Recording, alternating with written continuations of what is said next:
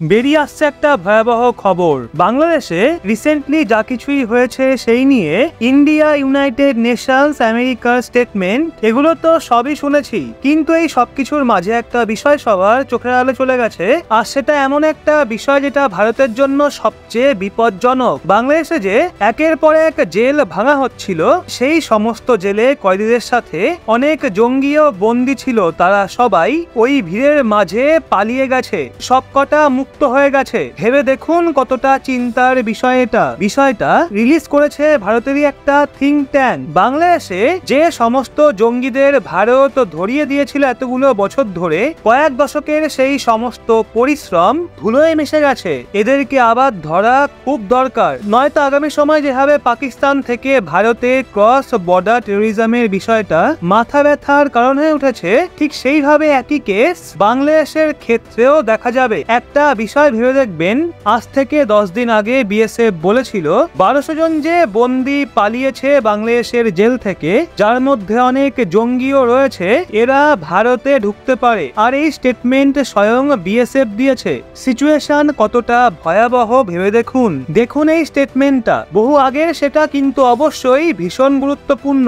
ভারতের most wanted আল কায়দা terrorist Ikramul হক, যার পেছনে ভারতের ইন্টেলিজেন্স এজেন্সিস বহু বছর ধরে পড়েছিল, ভারত ফাইনালি তার ট্রেস পায় বাংলাদেশে, এবং বাংলাদেশের পুলিশ ফোর্সকে প্রপার ইন্টেলিজেন্স দেয় যাতে তাকে তারা ধরতে পারে। আর শেখ হাসিনাকে নিয়ে একটা কথা না বললেই নয়, হয়তো বিভিন্ন বিষয়ে তার অনেক কমতি রয়েছে, কিন্তু জঙ্গিবাদের মামলায় তিনি সবসময় জিরো টলারেন্স নীতি মেনে চলেছেন। জঙ্গিবাদকে তিনি মোটেই বরদাস্ত করতেন না। যখনই শেখ হাসিনা ভারতে এসেছিলেন, ভারতে এসে ভারতের প্রধানমন্ত্রীর সঙ্গে সাক্ষাৎ করেছিলেন, তিনি সর্বদা এই কথাটাই তুলতেন, জঙ্গিবাদের বিষয়ে তিনি সবসময় কঠোর থাকবেন। এর ইম্প্যাক্টও আমরা দেখেছি। বাংলাদেশ 1999 থেকে প্রতি বছর অনেক জঙ্গি হামলা হতো, নিরীহ বাংলাদেশিদের প্রাণ যেত। এর লিস্ট অনেকটাই লম্বা, কিন্তু 2016 পর একটু লক্ষ্য করে দেখবেন জঙ্গি হামলার পরিমাণ অনেকটাই কমেছে। এর কারণ হলো বাংলাদেশে যে আর্মি রয়েছে,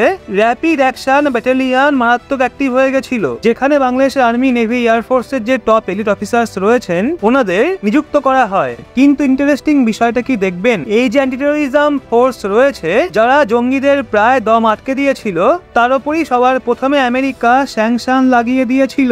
আমেরিকা এই বিষয়ে বলেছিল বাংলাদেশের প্রাইম মিনিস্টার শেখ হাসিনা এই ফোর্সের ভুল ব্যবহার করছেন নিজের পলিটিক্যাল বিরোধিতাকে দমানোর জন্য। এগুলো আমেরিকার কথা, কিন্তু একটা বিষয়ের উপর একটু নজর দেবেন, শেখ হাসিনার পলিসি এবং ইন্ডিয়ান ইন্টেলিজেন্স ইনপুটের জন্য ভারতের মোস্ট ওয়ান্টেড আল কায়দা জঙ্গি ইকরামুল হককে বাংলাদেশে ধরা হয়, আর সে জেলে বন্দী ছিল। কিন্তু রিসেন্টলি বাংলাদেশে যা কিছু হয়েছে, শান্তি শৃঙ্খলা বিগড়েছে, বাংলাদেশের আন্দোলনকারীরা এত বেশি ভায়োলেন্ট হয়ে পড়ে যে জেলে পর্যন্ত হামলা করে দেয়। এখন জেলে আন্দোলনকারীরা হামলা করায় যে সমস্ত কয়েদিরা ছিল, যাদের মধ্যে অনেক জঙ্গিও বন্দী ছিল, তারাও মুক্ত হয়ে যায়। একটা উদাহরণ দিয়েই বুঝুন, ইকরামুল হককে ধরার জন্য ভারতের ইন্টেলিজেন্স এজেন্সি কত বছর প্ল্যানিং করেছে, বাংলাদেশকে কত বছর ধরে রাজি করাতে হয়েছে, কিন্তু সেই সমস্ত কিছু এক নিমেষে ধুলোয় মিশে গেছে। এটা তো শুধু একটা উদাহরণ, এরকম কতগুলো উদাহরণ রয়েছে, সেটা থিঙ্ক ট্যাঙ্কের পুরো রিপোর্টটা পড়লেই বুঝতে পারবেন। এরকম কত জঙ্গি রয়েছে যারা মারাত্মক খতরনাক ভারতের জন্য, এমনকি বাংলাদেশের জন্য। বর্তমানে তারা খোলা ঘুরে বেড়াচ্ছে। কতটা কঠিন পরিশ্রম করতে হয়েছিল তাদের ধরতে, সেই সবকিছুতে জল ঢেলে দেওয়া হয়েছে। ওয়াশিংটন পোস্টে একটা আর্টিকেল পাবলিশ হয়েছিল, যাতে লেখা ছিল, India pressed US to go easy on Bangladeshi leader before her ouster. Bharat আমেরিকাকে বলেছিল, আপনারা যেইভাবে শেখ হাসিনার উপর ঝাঁপিয়ে পড়েছেন, সেক্ষেত্রে একটু ইজি হন, অতিরিক্ত কিছু করবেন না। এটা আপনাদের জন্য ডেমোক্রেসি ইস্যু হতে পারে, কিন্তু আমাদের ক্ষেত্রে ন্যাশনাল সিকিউরিটি ইস্যু চলে আসবে। এই লাইনটা দেখবেন, Indian officials argued, Bangladesh would become a breeding ground for terrorist groups posing a threat to India's national security.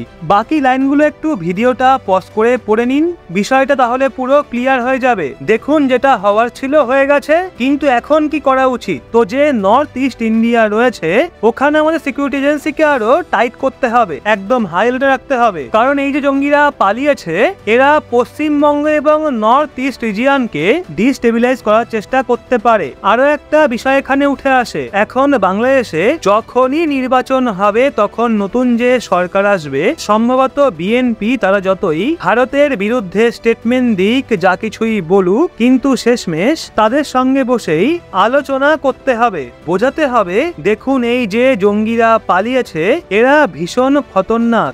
এখন তারা বিষয়টা বুঝতে পারবে কিনা, আমাদের কথাকে গুরুত্ব দেবে কিনা, সেটা আমরা কেউ জানি না। কিন্তু এছাড়া আমাদের কাছে আর কোনো উপায়ও নেই, যা অনর্থ হওয়ার হয়েই গেছে। এখন কিভাবে সেটার মোকাবিলা করা যায় সেটাই ভাবতে হবে। অপশন আমাদের হাতে অনেক কম। দেখা যাক আগামী দিনগুলোতে কি হয়। সিচুয়েশন ভীষণই ক্রিটিক্যাল, সতর্ক থাকতে হবে আমাদের। তো আপনাদের এই বিষয়ে কি মতামত?